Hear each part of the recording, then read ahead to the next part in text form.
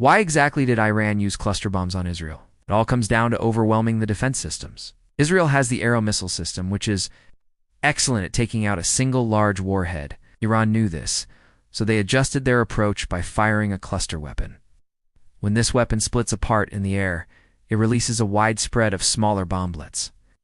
This completely floods high-altitude anti-ballistic missiles, making it extremely difficult to shoot them all down because of the serious humanitarian concerns like leaving behind unexploded bombs. Over 100 countries have banned these weapons. Interestingly enough, the US never banned them. The American version can be fired directly from a 155mm howitzer.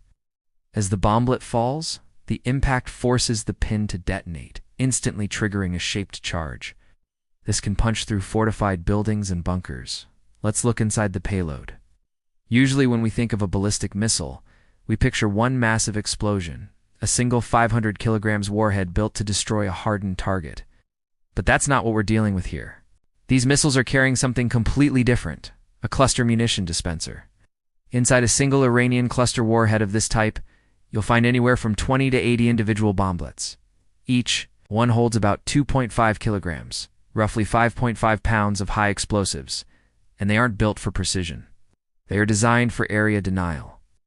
Once released, this payload can cover a massive area, blanketing a radius of up to 10 kilometers or 6 miles. So how does it actually reach its target? Flight path is a carefully calculated sequence, built specifically to dodge interception and maximize what's called the shotgun effect. First is the launch and boost phase.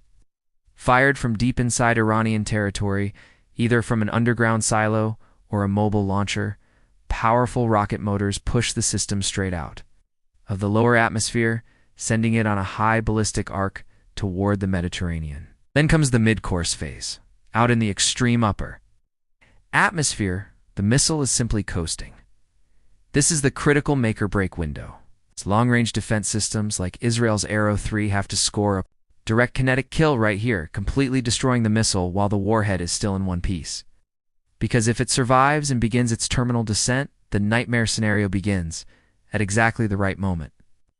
Reported by the IDF to be around 23,000 feet up, the warhead violently bursts open. This is the free fall and scattering phase. Dozens of submunitions are suddenly released into the sky. Without their own guidance or propulsion, they rely entirely on gravity and aerodynamics, spreading out in all directions as they fall. Finally, the impact.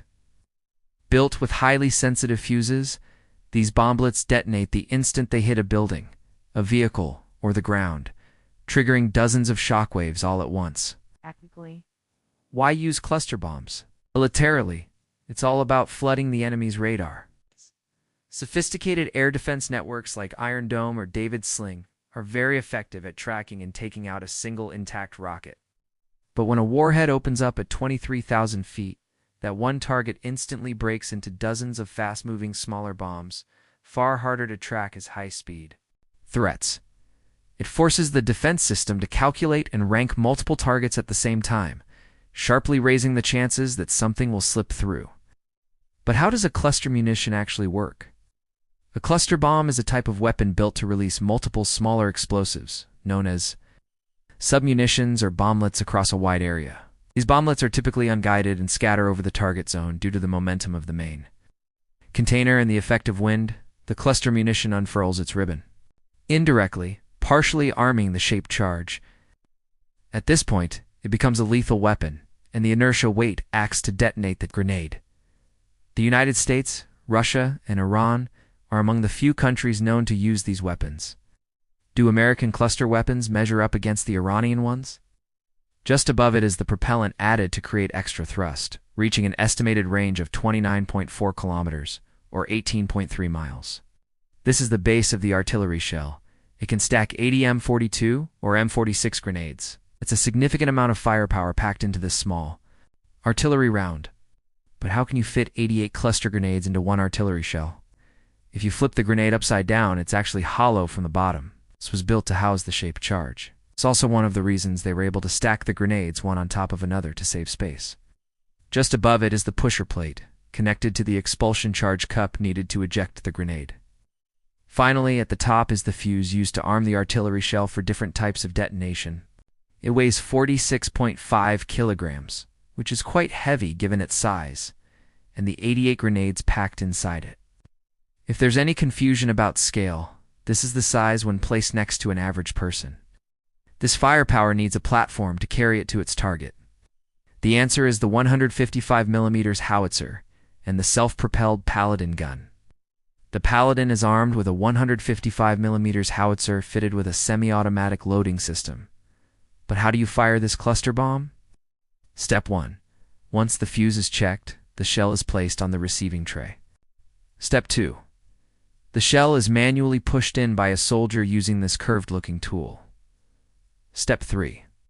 A small propellant charge is loaded right after the confirmed round is inserted. Step 4. The tray pulls back up to make room for the breech ring to close. Step 5.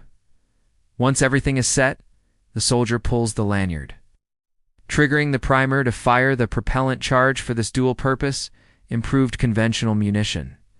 This sends the shell to a maximum range of around 24 kilometers with standard projectiles and 30 kilometers with rocket-assisted projectiles. But what's inside this cluster munition, and how does it work? The fuse assembly activates the explosive charge. The expulsion charge pushes this plate. The outer casing opens up, releasing the M42 grenades, as shown in this animation. As soon as it's expelled, a nylon ribbon stabilizer activates. The stabilizer extends and positions the grenade correctly, getting it ready for its next stage. But that's not all. Through some clever engineering, the rotational forces in play begin unthreading the threaded firing pin from its weight, putting the grenade in a semi-armed state. And as the firing pin is pulled free from the slide assembly, things start getting even more critical. This is where the grenade is fully armed. Now pay close attention.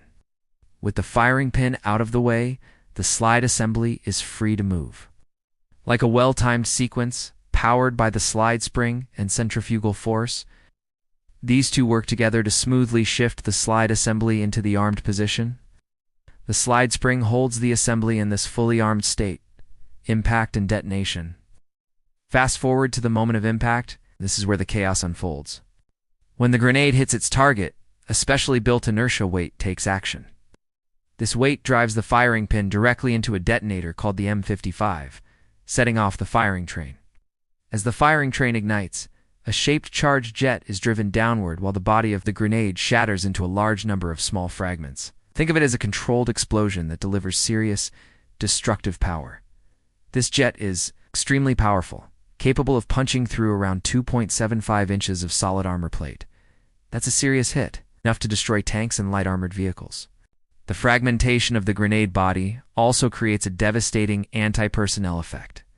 Those tiny fragments mentioned earlier become lethal projectiles, causing widespread damage within their radius. It's a smart design that adds another layer of effectiveness to this powerful weapon. First, let's talk about the potential advantages of M42 cluster bombs on the battlefield. These cluster bombs, sometimes called dual-purpose improved, conventional munitions are built to cover a wide area with smaller subgrenades.